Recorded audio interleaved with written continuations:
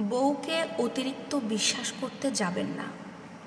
আমি প্রত্যেকটা পুরুষকে রিকোয়েস্ট করে বলবো, নিজের বউকে অন্ধবিশ্বাস করতে যাবেন না। যে পুরুষ তার বউকে অতিরিক্ত বিশ্বাস করেছে, অতিরিক্ত বিশ্বাস করে নিজের সব কিছু তার বউয়ের মধ্যে বিলিয়ে দিয়েছে, বউকে বিশ্বাস করে সব কিছু তার উপরে ছেড়ে দিয়েছে, একটুখানি ইতিহাস চেক করে দেখেন। বেশিরভাগ পুরুষ তার বউয়ের কাছে প্রতারিত হয়ে তার জীবনের সব কিছু একেবারে শেষ করে ফেলেছে। একটু ইতিহাসগুলো চেক করে দেখবেন আমার কথার সাথে মিল পান কিনা।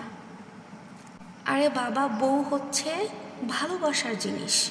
আপনি বউকে বিশ্বাস করেন, বউ আপনার বিশ্বাসের জায়গা, আপনার বউ আপনার জান্নাতের সাথী। কিন্তু এই বউয়ের প্রতি যে একটা বিশ্বাস, এই বিশ্বাসের একটা লিমিট আপনি টেনে রাখেন। লিমিট ছাড়া কখনো কোনো কিছু থেকে ভালো কিছু আশা করা যায় না, সেটা আপনি যেখানেই যান।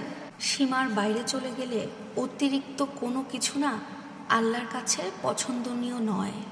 আমার কলিজার টুকরা ভাইয়াদের উদ্দেশ্যে বলছি, ভাইয়ারা শুনে রাখুন, নিজের বউকে অন্ধবিশ্বাস করবেন না। আর শুধু বউয়ের কথা বলবো না, আপনার যে কোনো ফ্রেন্ড, আপনার যে কোনো রিলেটিভ, আপনার যে কোনো যে কেউ হতে পারে, আপনার অফিসের কলিগ বা যে কেউ, আপনার ওয়াইফ থেকে শুরু করে যে কেউ, কাউকে কখনো অতিরিক্ত বিশ্বাস করতে যাবেন না। রাখেন, আপনি বিশ্বাস রাখেন তার উপরে, কিন্তু অতিরিক্ত যে একটা বিশ্বাস থাকে মানুষের, অন্ধবিশ্বাস, এই জিনিসটা কখনো কারোর উপরে রাখবেন না। এই অতিরিক্ত বিশ্বাস যে ব্যাপারটা, এই কাজটা যারাই করেছে, যে মানুষ অতিরিক্ত বিশ্বাস করেছে যার উপরে, সেই মানুষই তাদের জীবনে বিশাল বড় একটা বাস খেয়েছে। কথাটা মিলায় দেখবেন আমি ভুল বলছি কিনা।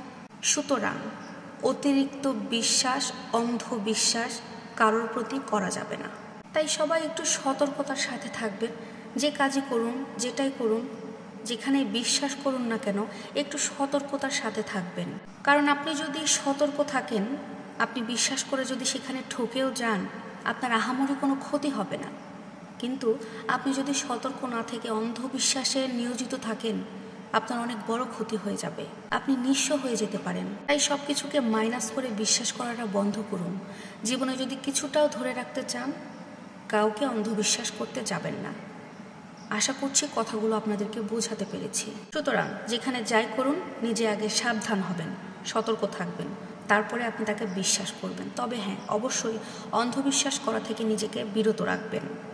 আপনি যত বেশি সাবধান থাকবেন, আল্লাহ তাআলা আপনার জীবনে তত বেশি উন্নয়ন করতে সহযোগিতা করবে।